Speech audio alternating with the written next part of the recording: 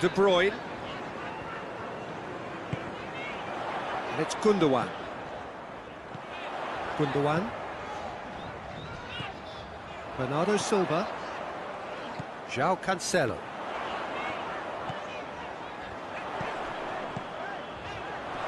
And that's been levered clear. Gundogan. Kane. He's made sure that that won't get through. Rodri.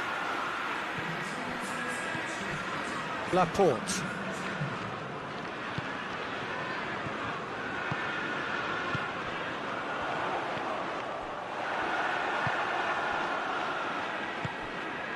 Son Heung-min.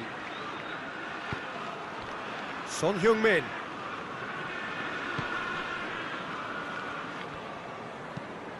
Looks to clip it forward.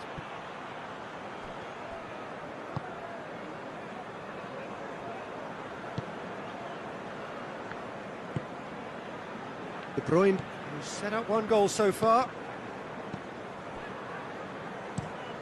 Played in with accuracy. And out to safety. And that has put a stop to that.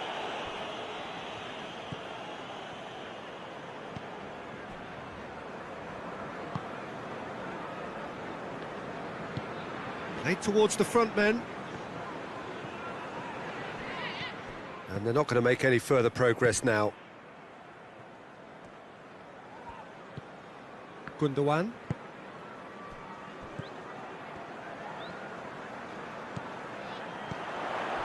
This is promised. Tries a shot! He scored! And again they hit the front. Manchester are really pouncing on any stray passes in midfield. We're talking seconds from interception to the back of the net. It's counter-attacking heaven.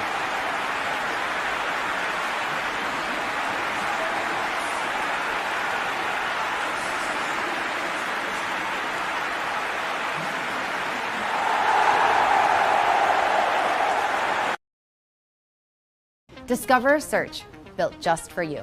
Just tap the magnifying glass and type what you're looking for here.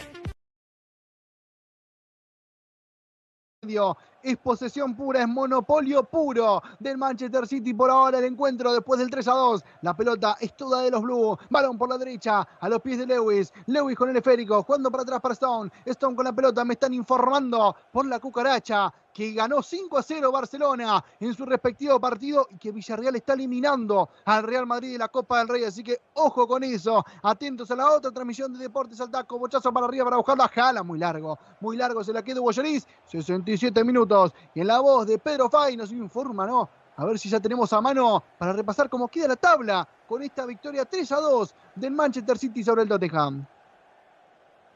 En primer lugar, el Arsenal con 18 partidos jugados, 47 puntos. Segundo, el Manchester con 19. Espera, perdón que sale mal el Tottenham. La pelota le va quedando a discoteca Arelli, pasa al medio. De cabeza de Pekka Hogwer. El balón que va para Kulusevski. No puede Kulusevski, la gana Nathan Ake. Está con todo el Manchester City. Te digo, están envalentonados. Falta en ataque de Nathan Ake. Ahora sí, continúe, por favor, querido Pedro.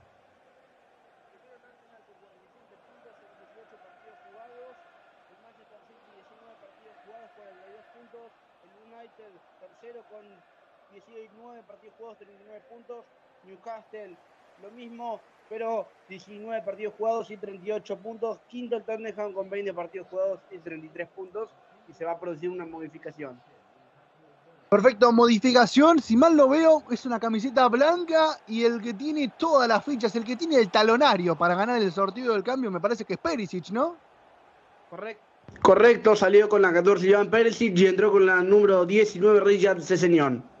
Sí, señor, entonces al terreno de juego se retiró Perisic y lo decía el comentarista, ¿no? Lo decía usted, querido Jair, no fue el partido, ¿no? Del subcampeón del mundo en el 2018. Sí, ha sido un partido muy flojo de Perisic y el cambio no debería sorprender, ¿no? Ahora pone a Sessegnon, que sí tiene un poco más de vocación defensiva, puede ayudar en esa tarea a Ben Davies. So yeah, it doesn't look good for Spurs. Next two Premier League games, Fulham away and then Man City at home. They're still in the bloody Champions League, Spurs, aren't they? Amazing, amazing.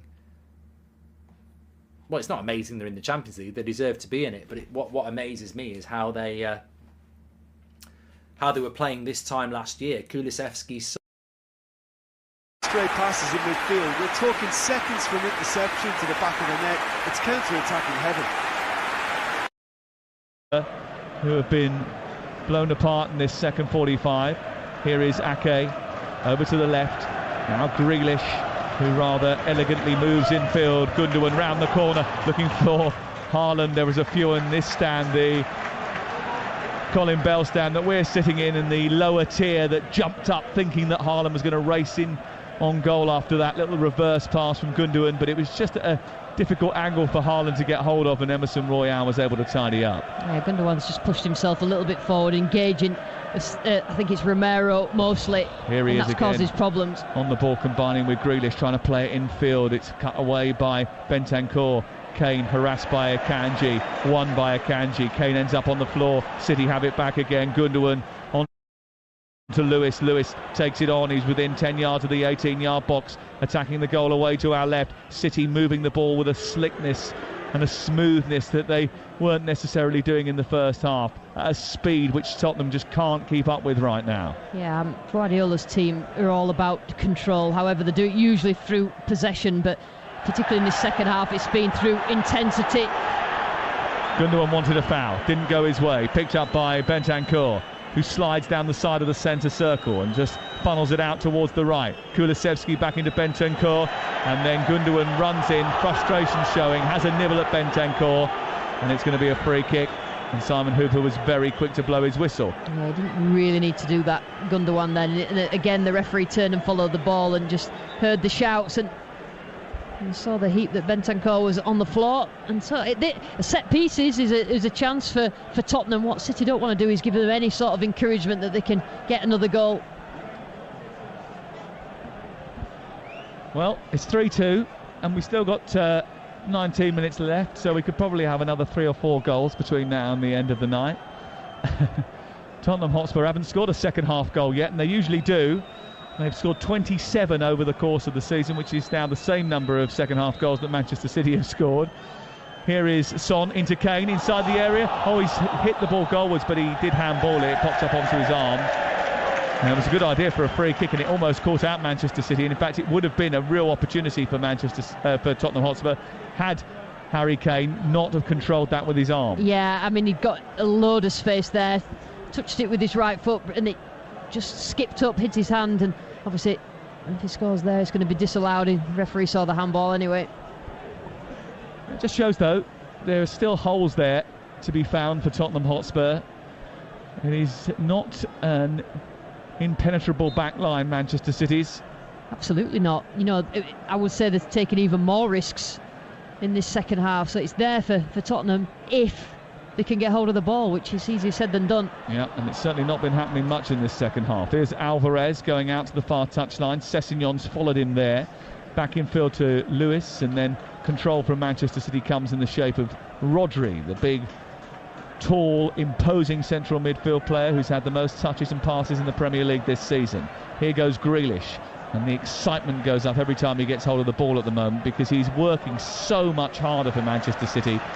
And he is darting into space, he is controlling the ball well, he's being threatening on the ball, he's willing to take on players again, and it's much better watching Jack Grealish in this. Chief Gaines, you have over 600 documented rescues. That's pretty impressive. Harrison said you're taking off with Blake for a few days. Yeah, tomorrow I'm going to drive her back up to school. I can't believe she's in college already. As Alvarez is coming in behind him, Lloris is being shut down, and then Davis has got to try and get away from Haaland. Not an easy thing to do. It's pushed out to the far side, but City